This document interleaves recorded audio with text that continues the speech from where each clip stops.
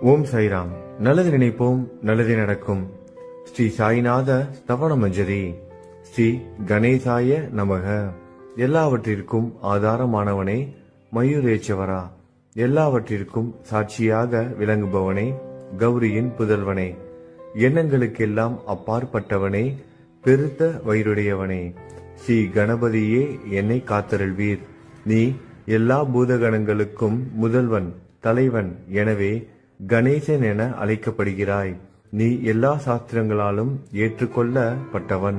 புனிதமான முகமுடைய பாலசந்திரனே, சாரதே, வாக்கின் தெய்வமே, நீ வார்த்தைகளுக்கெல்லாம் தலைவி, உலகின் உயிரோட்டத்தின் காரணகர்த்தாவே, நீ படைப்பாளிகளின் இறைவி, நீ எப்போதும் இத்தேசத்தின் அணிகலன், எங்கும் நிறைந்து இருக்கும் எல்லையில்லாத சக்தியே, உலகின் தாயே, உன்னை வணங்குகிறேன். பூரண முழுமையான பரபிரம்மே, மகான்களுக்கு பிரியமானவனே, பண்டரிநாதன் உருவில் வெளிப்பட்ட அவதாரமே, நீ அன்பு கடவுள், எல்லையற்ற கருணையுள்ளம் கொண்டவனே, பாண்டுரங்கா நரகரி. பொம்மலாட்டக்காரன் தன் கையிலுள்ள கயிற்றால் பொம்மைகளை ஆட்டுவிப்பது போல் பிரபஞ்சம் எங்கும் நிறைந்து நின்று உலகை ஆட்டுவிக்கும் ஒரு பொம்மலாட்டக்காரன். உன் மெய்ப்பொருளை உய்த்துணர அறிவியல் ஏடுகளும் புனித நூல்களும் இன்னமும் முயன்று கொண்டுதான் இருக்கின்றன.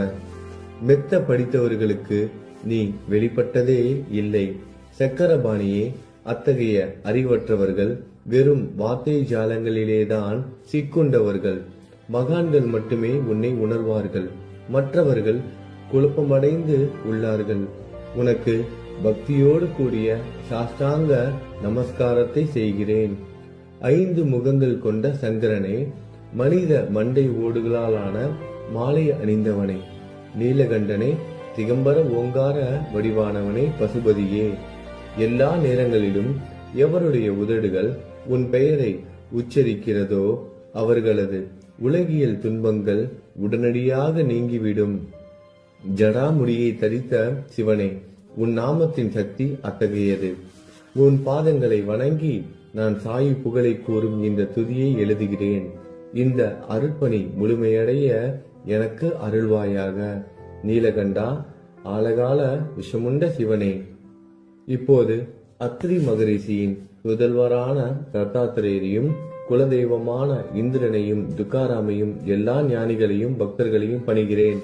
சாய்நாதா, உனக்கு வெற்றி கிட்டட்டும்.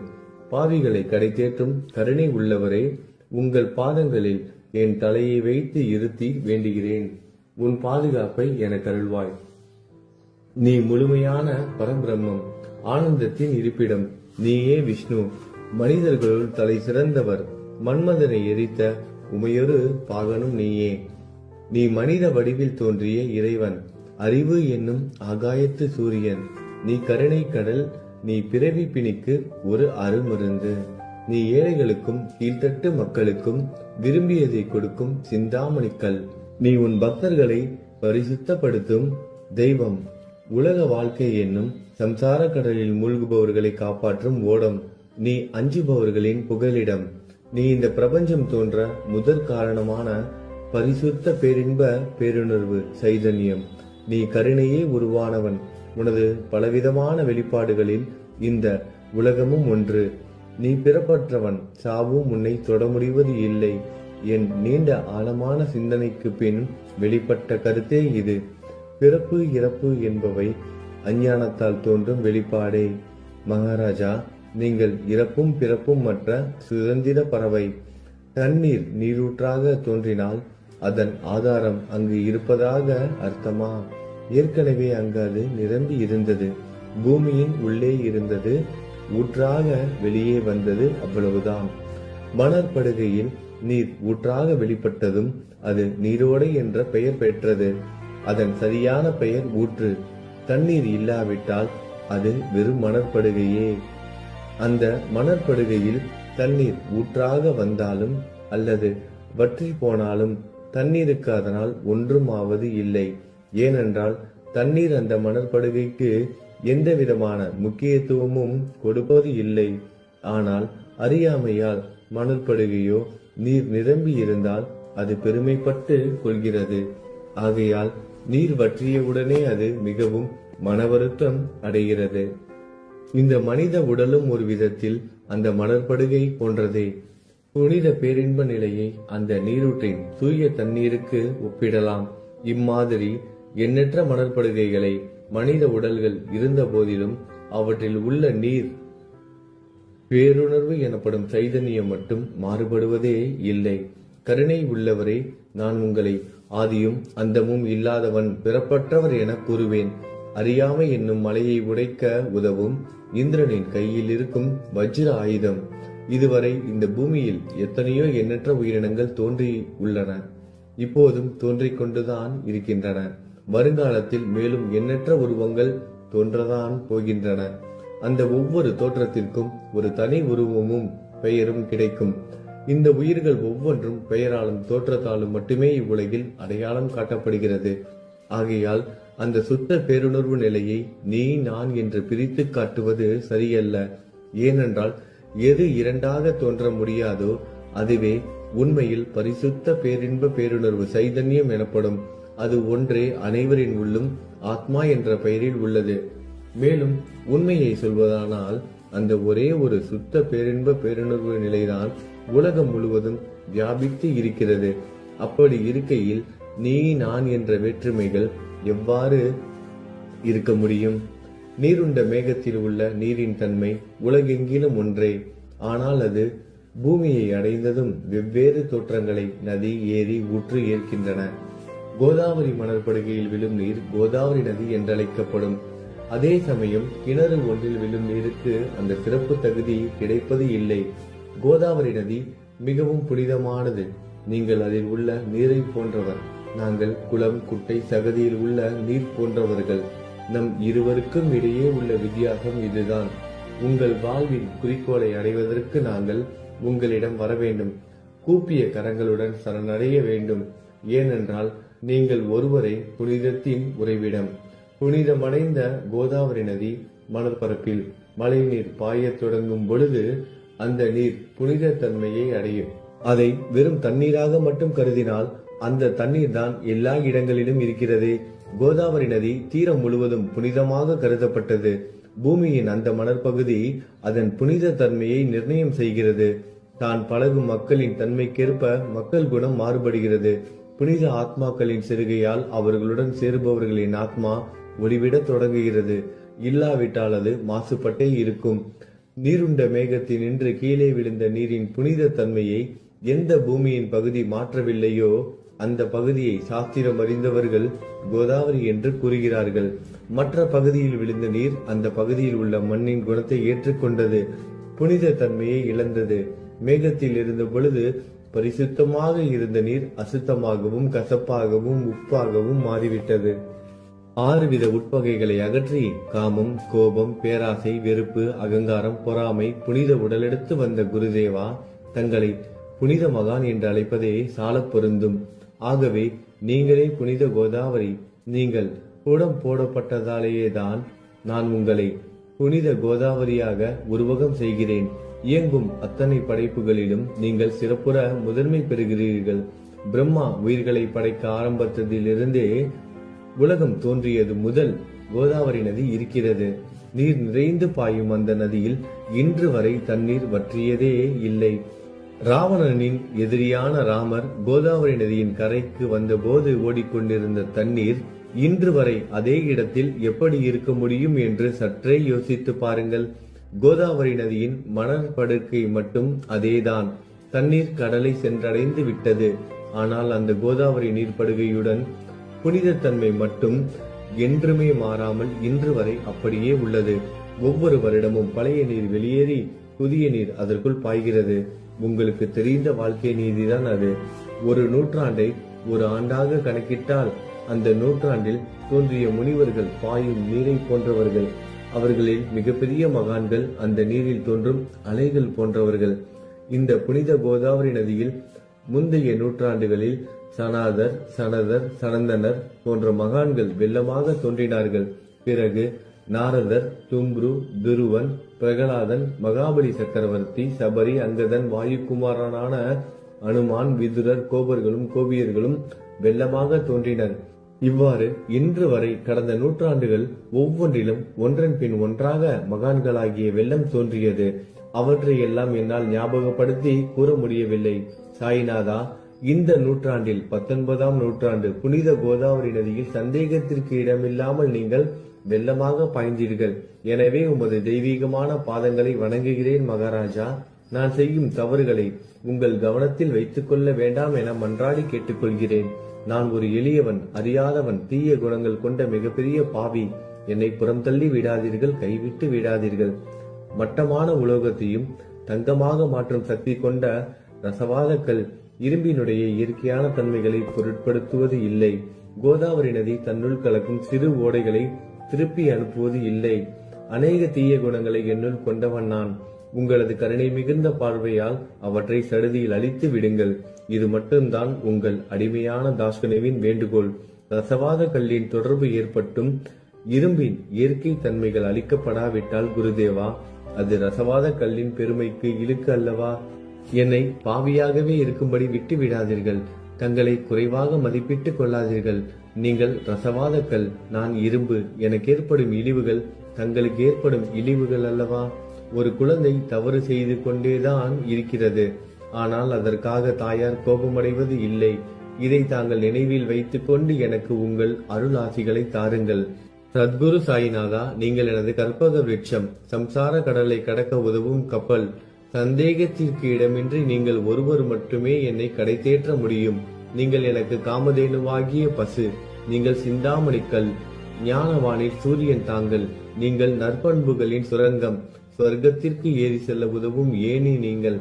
புனித செயல்களின் நிறைகள் நிறைய கொண்டவரை, பரிசுத்தமானவரை, சாந்தி மற்றும் பேரின்பத்தின் மொத்த உருவமே, இரண்டாக இல்லாதவரே, வேறுபாடு இல்லாதவரே, அறிவு கடவுளே, குறைகளற்ற முழுமையான அறிவாக உருவெடுத்தவரே, மனிதர்களில் உன்னதமானவரே, சாந்தி மற்றும் மன்னிப்பதின் உறைவிடமே, பக்தர்களின் அடைக்கலமே, என்னை ஆசீர்வதியுங்கள், என்னை ஆசீர்வதியுங்கள்.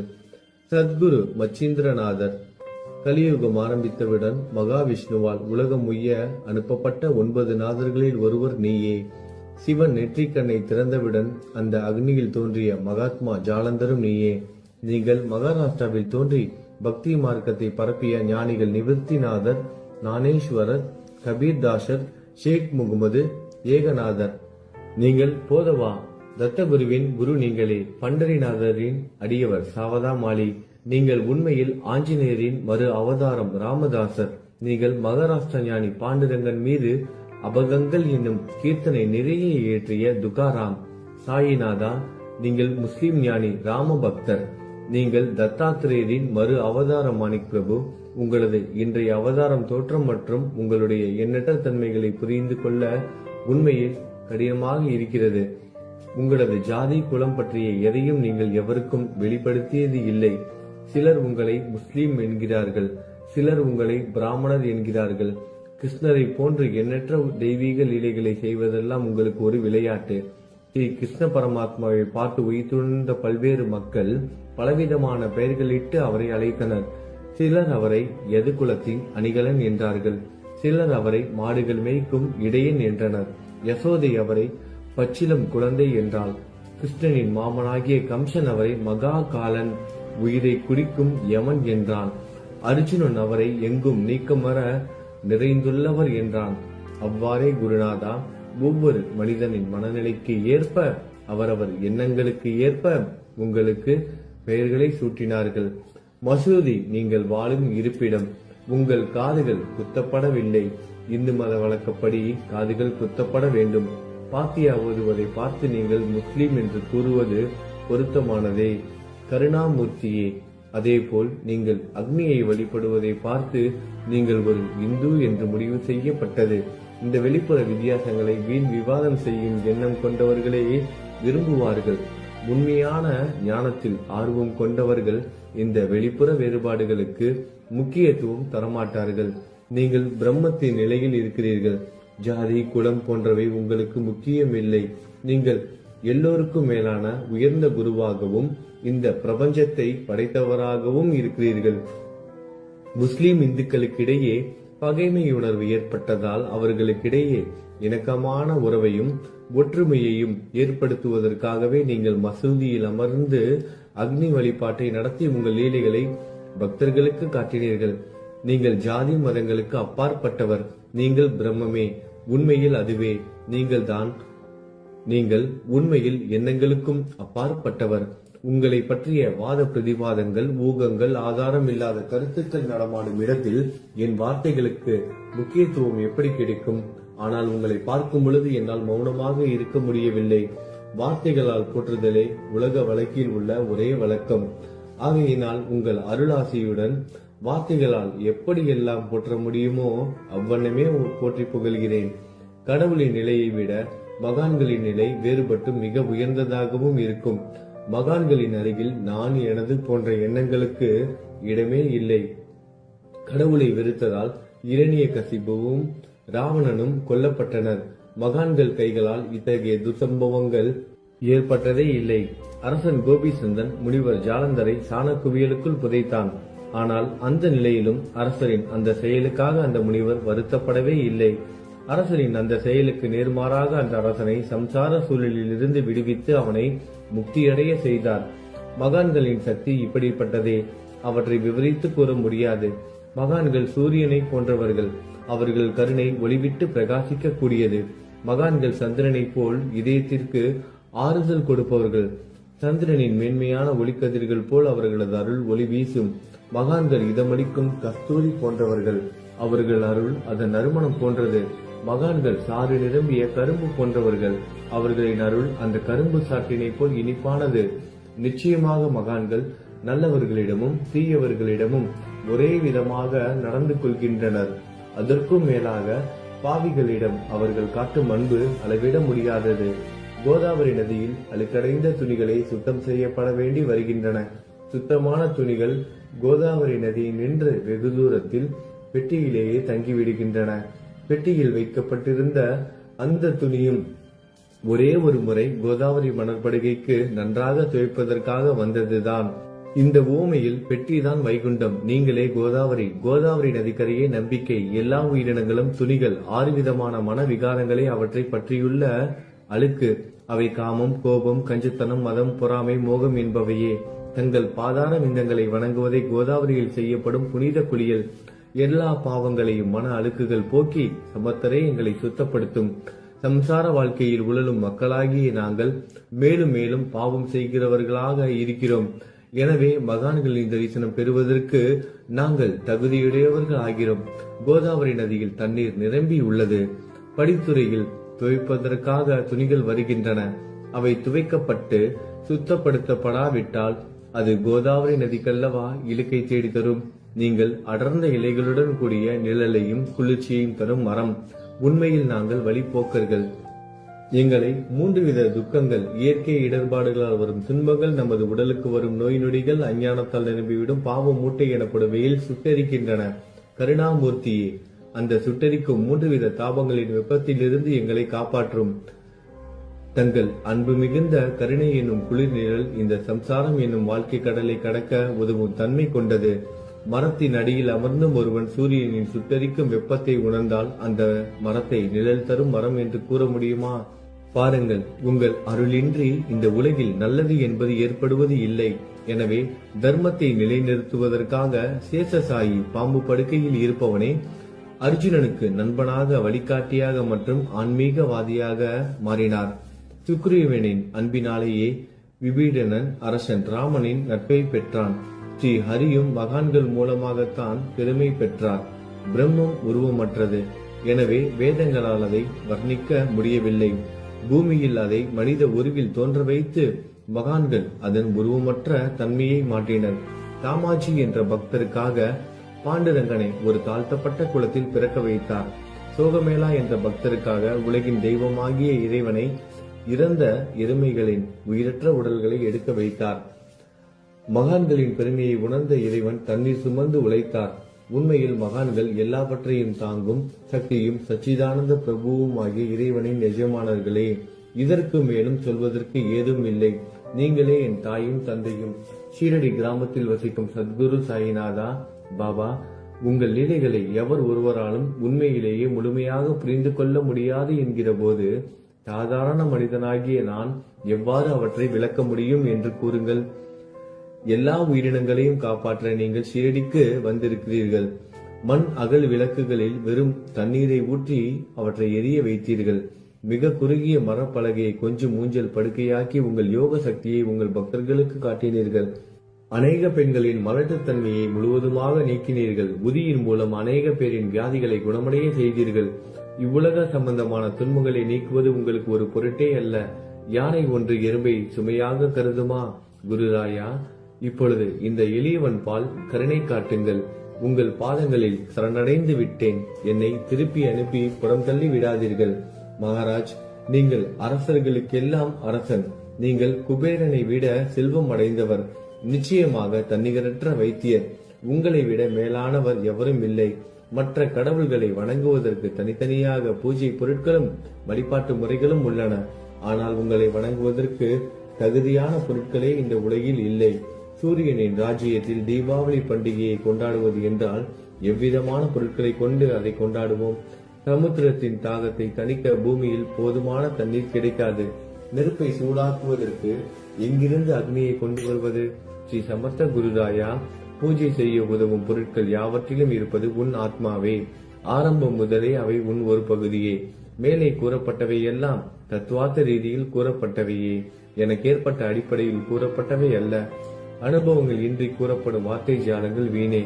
சம்பிரதாய சடங்குகளின்படி உங்களுக்கு பூஜை செய்ய வேண்டும் என்றால் அதனை செய்வதற்கு தேவையான பூஜை சாமான்கள் என்னிடத்தில் இல்லை என் குருநாதா. கருணையுடையவரை, அடிக்கடி என் கற்பனை திறனின் அடிப்படையில் உங்களுக்கு நான் வழிபாடு செய்கிறேன். அந்த வழிபாட்டை இந்த அடிமையிடமிருந்து ஏற்றுக்கொள்ளுங்கள். இப்போது என் அன்பு கண்ணீரால் உங்கள் கால்களை கழுவுகிறேன். உண்மையான பக்தி என்னும் சந்தனத்தை அரைத்து சாந்தாக்கி உமக்கு இடுகிறேன். அழகிய வார்த்தைகளால் எழுதப்பட்ட இந்த துதி என்னும் கம்னியை உமக்கு அணிவிக்கிறேன். இந்த புகழ் மாலையை உங்கள் கழுத்தை சுற்றி அணிவிக்கிறேன். என் கெட்ட குணங்களை தூபமாக்கி உமக்கு முன் எரிய விடுகிறேன். தீய குணங்களின் கூட்டு பொருளே ஆனாலும் அது எரியும் போது அதிலிருந்து தீய வாசனை எழுவது இல்லை. சத்குருவுக்கு முன்பு இல்லாமல் வேறு எங்காவது இந்த தூபம் எரிய விடப்பட்டால் அங்கெல்லாம் அந்த தூபத்தின் நிலை கீழே கொடுத்த மாதிரி ஆகும். அதாவது சாம்பிராணியை நெருப்பில் போட்டவுடன் அது பொசுங்கி அதில் உள்ள நல்ல மனம் என்ற நற்குணம் அதை விட்டு மறைந்து போகிறது. சத்குருவே, உமக்கு முன் அதை எரிய விட்டால் இதற்கு மாறாக நிகழ்கிறது. தீய தன்மைகள், அழுக்குகள் அக்னியில் எரிந்து விடுகின்றன. உலகம் பார்த்து சந்தோஷப்படும் வகையில் அதன் நற்குணம் அதிலேயே தங்கிவிடும். மனதில் உள்ள தீய குணங்கள் யாவும் எரிந்த பிறகு மனம் மாசற்றதாகிறது. கங்கையில் உள்ள மாசுக்கள் நீங்கியவுடன் கங்கை புனிதமடைகிறது. மாயை, மோகம் என்ற தீபத்தை உமக்கு ஏற்றி காட்டுகிறேன். அதன் மூலம் என் மனம் வைராக்கியத்தை அடைய அருள் செய்வீராக. குருதாயா, பரிசுத்தமான நம்பிக்கை என்ற சிம்மாசனத்தை நீங்கள் என்னுள் அமர்வதற்கு ஆசனமாக உமக்கு தருகிறேன். அதை பெற்றுக்கொண்டு எனது பக்தி என்ற நைவேத்தியத்தை ஏற்றுக்கொள்ளுங்கள். பக்தி என்ற நைவேத்தியத்தை ஏற்றுக்கொண்டு அதன் சாரத்தை எனக்கு கொடுப்பீராக. ஏனெனில் நான் உமது பால்குடி மாறாத பச்சிலம் குழந்தை. உங்கள் அருட்பாலில் எனக்கு உரிமை உண்டு. எனது மனதையே உமக்கு தட்சணையாக கொடுக்கிறேன்.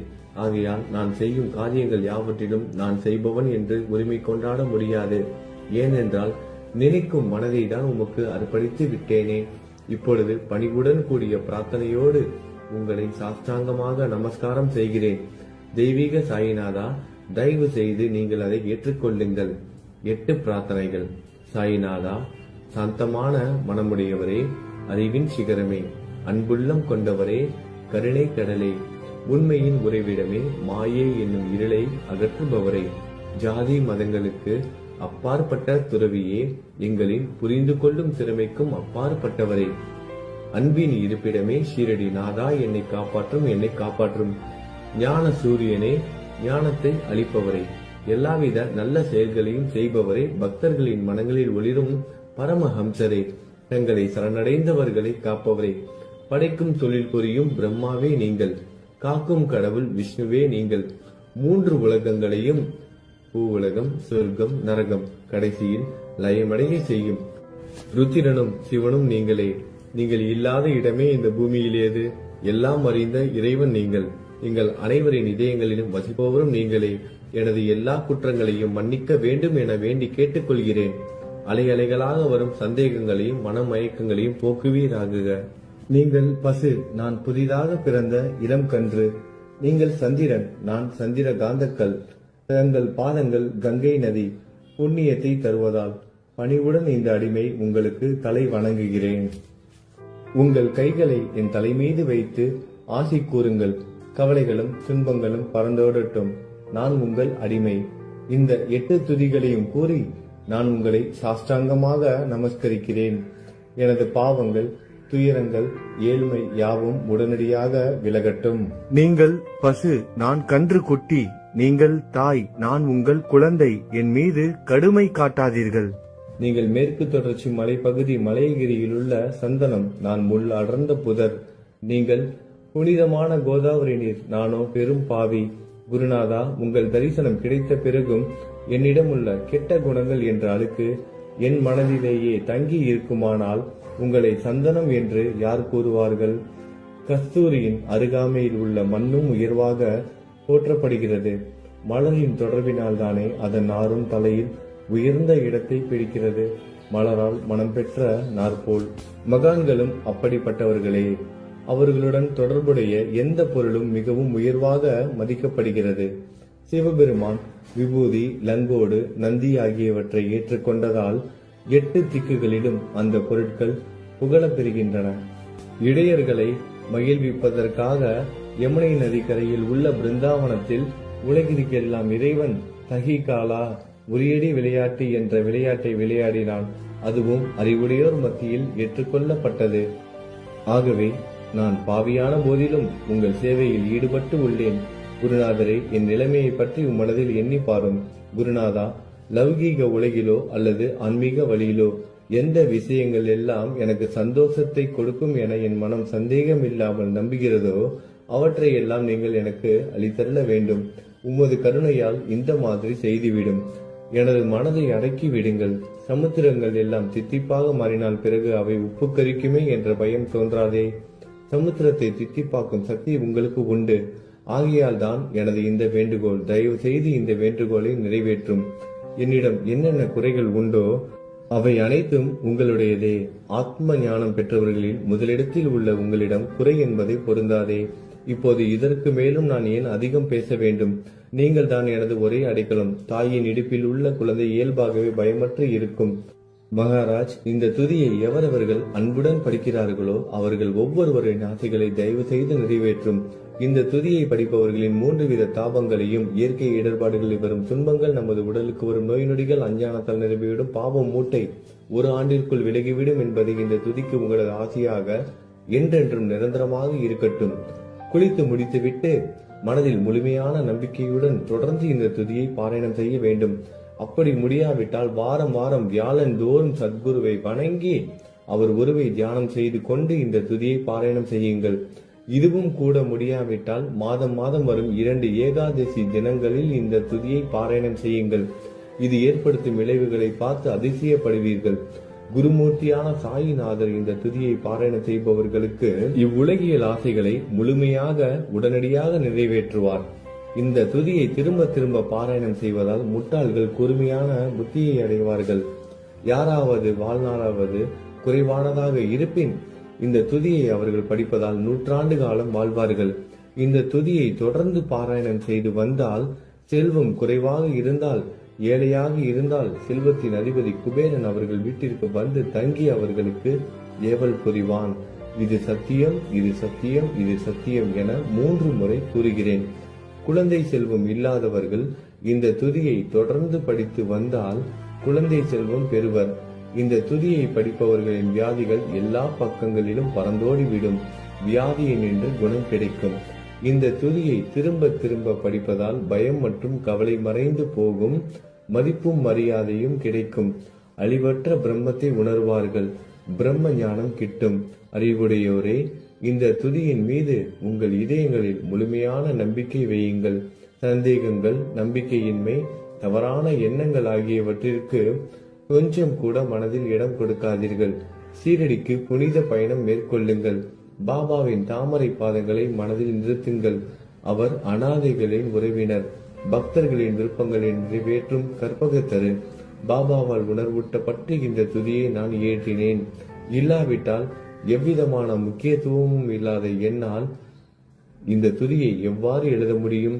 சக ஆண்டு 1840, ஆங்கில ஆண்டு 1918 புரட்டாசி மாதம் வளர்பிறையில் விநாயகர் சதுர்த்தி என்று திங்கட்கிழமை 2வது யாமத்தில் சூரிய உதயத்திற்கு முன் இந்த பாமாலை நிறைவு செய்யப்பட்டது. புனிதம் வாய்ந்த நர்மதா நதிக்கரையில் இந்தூருக்கு அருகில் உள்ள ஊரான மகேஸ்வர சேத்திரத்தில் ஸ்ரீ அகல்யாதேவியின் சந்நிதியில் ஸ்ரீ சாய்நாதரை போற்றி பாடும் இந்த தவண மஞ்சரி நிறைவடைந்தது. மகேஸ்வரம் என்ற புனித ஸ்தலத்தில் இந்த துதி நிறைவடைந்தது. ஸ்ரீ சாய்நாதர் என் மனதிற்குள் புகுந்து இந்த துதியின் ஒவ்வொரு வார்த்தையையும் என்னை கூற வைத்தார். எனது சீடன் தாமோதரன் இதை நான் கூற எழுதினான். தாஸ்கனுவாகிய நான் எல்லா ஞானிகள் மற்றும் துறவிகளின் வேலையால் எங்கும் மங்களம் பொங்கட்டும். ஸ்ரீ சாய்நாதரை போற்றி பணிவுடன் எழுதப்பட்ட இந்த ஸ்ரீ சாய்நாத தவணமஞ்சரி என்ற துதி பாராயணம் செய்பவர்கள் சம்சார கடலை கடக்க உதவட்டும். இது ஸ்ரீ பாண்டுரங்கனுக்கு தாஸ்கனுவின் நம்பிக்கை மற்றும் பணிவோடும் கூடிய பிரார்த்தனை. ஓம் சாய்ராம். நல்லதே நடக்கட்டும். ஓம் சாய்ராம். மங்களம் சுபமங்கலம்.